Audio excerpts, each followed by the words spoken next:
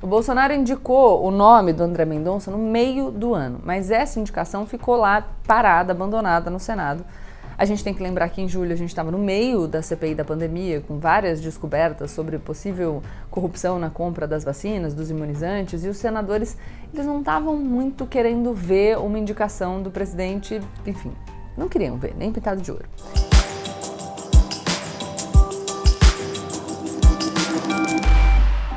Olá, pessoal! A partir de agora, menos emoção e mais razão. Aproveita, se inscreve no canal, deixa o seu like e compartilha esse vídeo com os seus amigos. Finalmente, depois de 6 meses de impasse, nós temos um novo ministro do Supremo Tribunal Federal, completando os 11 necessários para o bom funcionamento da Corte. Esse ministro, indicado pelo presidente Jair Bolsonaro, é André Mendonça. Essa indicação, vocês já devem saber, foi cercada de polêmicas e, independentemente de qualquer opinião, a gente precisa parar para entender quem é o novo ministro, até porque a gente vai conviver bastante com ele. Enfim, vocês sabem, a gente já discutiu muito aqui, os ministros do STF são figuras cada vez mais importantes na vida política e institucional do Brasil, então a gente precisa prestar atenção nesse pedacinho da nossa organização política. O André Mendonça foi sabatinado pelo Senado Federal na última quinta-feira. Esse, aliás, é o rito prescrito na nossa Constituição. O presidente da República tem a prerrogativa de indicar um nome, então o executivo indica o nome, para o STF, desde que esse nome tenha reputação ilibada e notório saber jurídico, seja brasileiro nato, com mais de 35 anos, e o Senado Federal, ou seja, o Poder Legislativo, aí tem a prerrogativa de sabatinar o candidato, de aceitá-lo ou não. Na prática, é raríssimo o Senado não aceitar um nome indicado pelo presidente, porque essas negociações costumam ser feitas com antecedência, antes de qualquer indicação. Se o presidente desconfiar que o cara que ele vai indicar não vai ser aceito, o presidente normalmente escolhe nem indicar o nome. Ele indica uma outra pessoa. Mas com o André Mendonça não foi assim, com ele foi diferente. O Bolsonaro insistiu no nome dele, embora tenha demorado muito para o Senado se movimentar. O André Mendonça não é juiz de carreira, o que é normal, acontece com frequência. Ele era o antigo advogado-geral da União, o AGU, que foi nomeado pelo governo Bolsonaro. E antes ele era um funcionário de carreira da AGU, sem muita expressão. Mas ele tinha alguns pontos fortes na visão do presidente que fizeram dele o candidato ideal. O André Mendonça é pastor presbiteriano e se tornou um aliado ferrenho do presidente como advogado-geral da União, fazendo tudo o que o presidente queria, o que, aliás, não é função do AGU, tá? O advogado-geral da União é advogado da União, ou seja, do governo federal. Nos termos do artigo 131 da Constituição, a Advocacia Geral da União é a instituição que representa a União judicial e extrajudicialmente, cabendo-lhe as atividades de consultoria e assessoramento jurídico do Poder Executivo. Então não é para o AGU ser advogado pessoal do presidente, A gente não pode confundir o cargo e a pessoa. Se o presidente quer um advogado para ele, o presidente que contrate um advogado particular. Mas não foi isso que aconteceu. O André Mendonça fez questão de lutar com unhas e dentes pelo presidente, já objetivando, quem sabe, essa nomeação para o Supremo Tribunal Federal. Tá certo? Não, não tá. É uma confusão indevida, reitero, entre o cargo e quem ocupa o cargo, uma coisa que, aliás, é comum o Bolsonaro fazer e quem o cerca também. Pela Constituição, que foi alterada em 2015 pela chamada PEC da Bengala, os ministros do STF devem se aposentar aos 75 anos. Isso quer dizer que durante o governo de Jair Bolsonaro ele teria 2 nomeações. Uma para a vaga do Celso de Mello, que se aposentou em 2020, e outra para a vaga do Marco Aurélio Mello, que se aposentou no meio de 2021. Aliás, tem deputado bolsonarista querendo mudar essa regra constitucional, diminuindo a idade de aposentadoria numa manobra óbvia para que o Bolsonaro possa indicar ainda mais ministros para o Supremo. A gente tem que ficar bem de olho, porque essa mudança seria gravíssima para todo o ordenamento jurídico brasileiro. Não dá para a gente manipular, a regra da aposentadoria do Supremo Tribunal Federal para a gente fazer com que o nosso presidente, aquele que a gente gosta, consiga indicar mais ministros. Faça o favor, galera? E aí não vale se for o Bolsonaro, se for outro presidente, ok? Na sua primeira nomeação, no ano passado, Bolsonaro escolheu o Cássio Nunes Marques, o Cássio com K, um desembargador antes pouco conhecido. Isso desagradou aos aliados políticos do Bolsonaro, do campo evangélico, que estavam esperando o cumprimento daquela promessa do ministro terrivelmente evangélico. Com a popularidade cada vez mais em baixa, agora em 2021, o presidente Bolsonaro se viu obrigado a cumprir o trato, já que os evangélicos são parte daqueles que continuam apoiando o seu governo. Todos, não todos, a gente já vai falar disso, mas enfim, uma parte deles continua apoiando o governo Jair Bolsonaro, mesmo quando vários outros grupos já se voltaram contra o presidente. E esses grupos mantêm o apoio na esperança de que o governo fosse realmente conservador nos costumes. O que não parece ser uma super prioridade do Bolsonaro, né? Sejamos sinceros. Ele está mais preocupado em se manter no cargo e proteger a sua família do que em trabalhar em prol de valores conservadores. Mas enfim, de qualquer forma, esse era um triunfo que os representantes políticos das religiões evangélicas queriam para si e queriam para fazer campanha no ano que vem. Então, ele trabalhou para manter esse apoio. É mais ou menos uma afirmação de, olha, a gente conseguiu colocar um dos nossos no Supremo que vai defender as pautas evangélicas. E esse desejo tá errado, ok?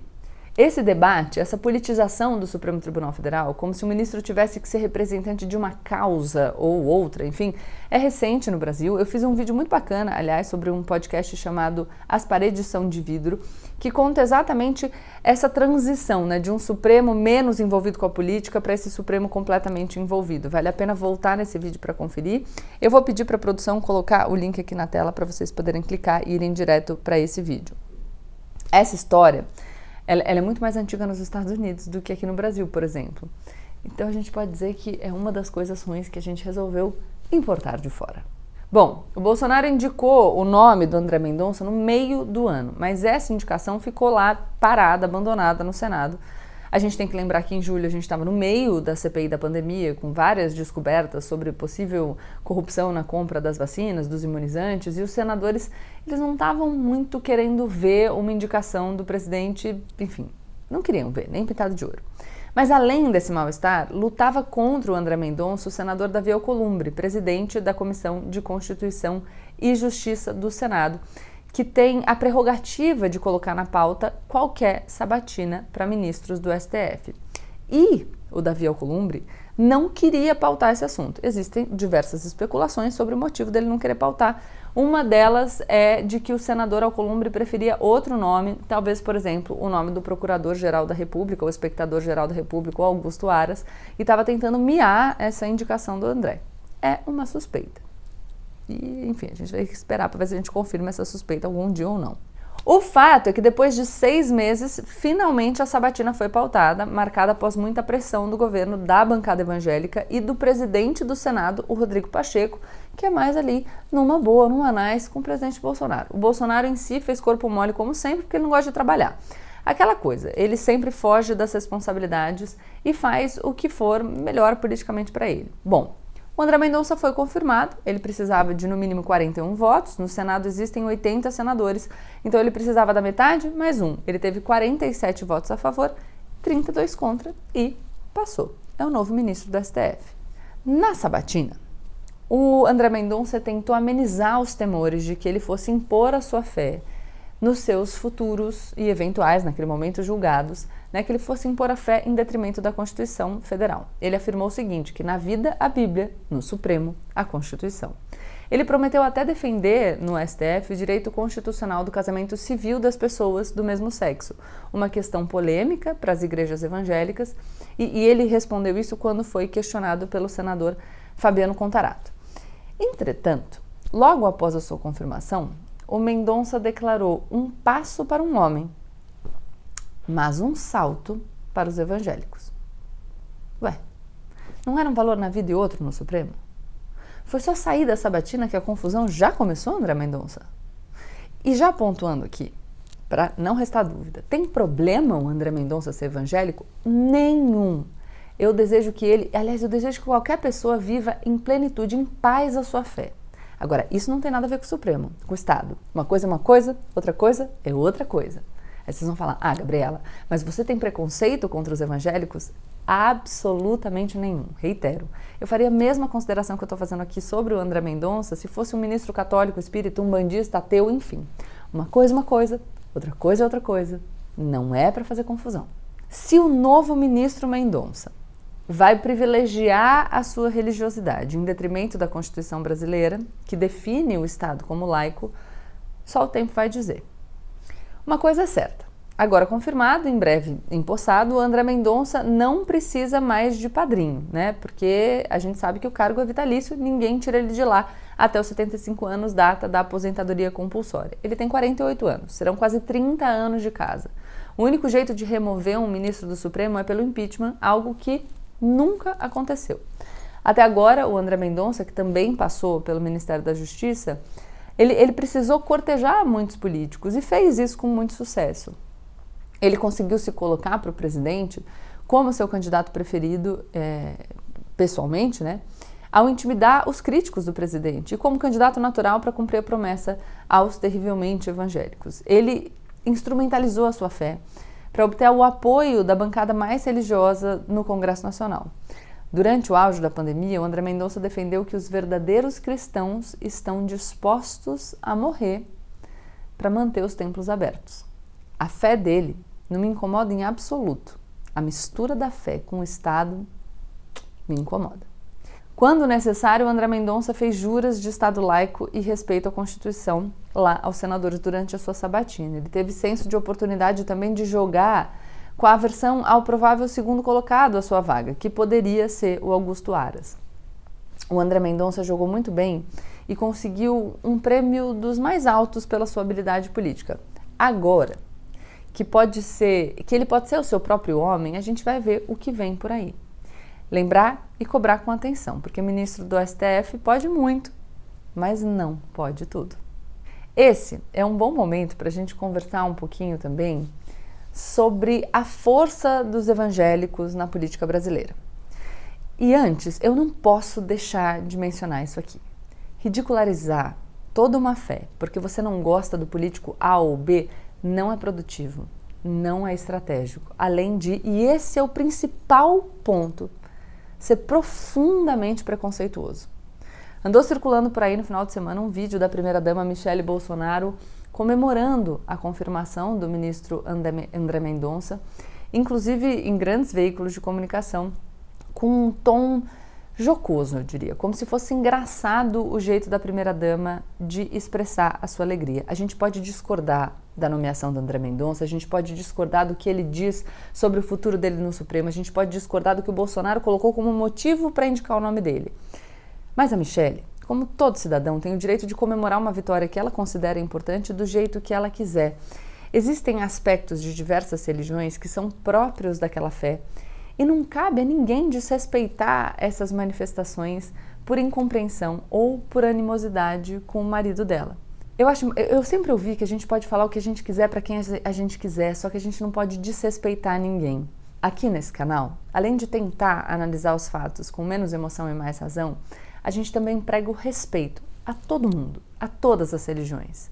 Eu não gosto quando o presidente e seus asseclas desrespeitam a fé dos outros. Quando o presidente e os seus asseclas perseguem, por exemplo, as religiões de matriz africana. Eu não vou fazer a mesma coisa. Então, primeira coisa é respeito.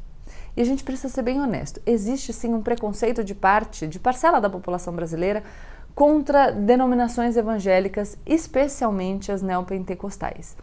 Os antropólogos e sociólogos que me assistem podem tentar me ajudar aqui nos comentários quanto aos motivos pelos quais isso pode estar acontecendo. Mas o fato é que ninguém nunca se importou com a religião dos ministros do STF até agora. O ministro Fux, vocês não sei se sabem, é judeu. Ninguém achou que ele fosse deixar a sua fé judaica interferir nos seus julgados. A ministra Carmen Lúcia é católica devota. Tampouco ninguém ligou. Mas o ministro Fux não foi nomeado por ser judeu. Nem a ministra Carmen teve como principal qualidade apontada o fato dela ser católica. Sabe quem contribui para o preconceito contra os evangélicos? Vocês já devem estar imaginando a resposta, né? Isso mesmo, o Jair. Isso é parcialmente culpa do Bolsonaro, porque ao politizar a questão prometendo o tal do ministro terrivelmente evangélico, ele acenou à sua base religiosa e também indispôs toda a sua oposição a um candidato com essa denominação. Que, aliás, a gente precisa dizer, é variada, existem várias igrejas evangélicas. É muito possível que se o presidente tivesse apenas indicado um nome de uma pessoa evangélica, sem ter feito esse escarcéu político indevido, porque essa não é uma qualidade que tem que ser considerada para indicação para o Supremo Tribunal Federal. Enfim, o nome teria passado sem maiores rebuliços. Mas existem precedentes nessa vida política recente que podem também indicar o contrário. Na eleição de 2014, o fato da Marina Silva ser evangélica foi utilizado como ferramenta política contra ela, mesmo a sua fé não fazendo parte do seu programa político. Os seus adversários instrumentalizaram exatamente esse preconceito que existe e que não seremos nós a propagar, e eu espero que vocês estejam nessa comigo. O Estado brasileiro é laico, mas não é ateu, o que quer dizer que o Estado reconhece e respeita todas as religiões, mas não é pautado, nem deve ser, pelos dogmas de nenhuma. A gente não pode ter um evangélico na corte? Lógico que pode. A gente pode ter ministros de todas as religiões. E esses ministros, todos eles, têm que se pautar estritamente pela Constituição brasileira e não por nenhuma inclinação pessoal, seja ela religiosa, política, de gosto ou qualquer outra coisa.